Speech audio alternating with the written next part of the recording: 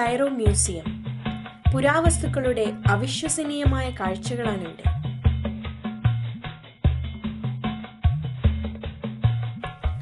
ചരിത്രാതീത കാലം തൊട്ട് ഗ്രീക്കോ റോമൻ കാലഘട്ടം വരെയുള്ള 1,20,000-ൽ പരം പുരാവസ്തുക്കളുടെ അപൂർവ ശേഖരം ഇവിടെ കാണാൻ സാധിക്കും.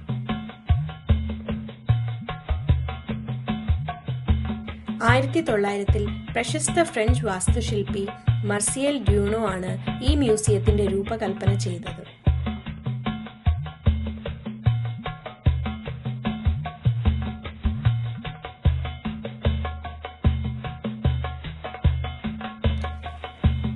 ലോകത്തിൽ വച്ച ഏറ്റവും വലിയ ഫറോണിക് പുരാവസ്തുക്കളുടെ ശേഖരമുള്ള ഈ മ്യൂസിയത്തിൽ ടൂട്ടൻഖാമന്റെ വിലമതിക്കാനാവാത്ത നിധികളും പ്രദർശിപ്പിച്ചിരിക്കുന്നു.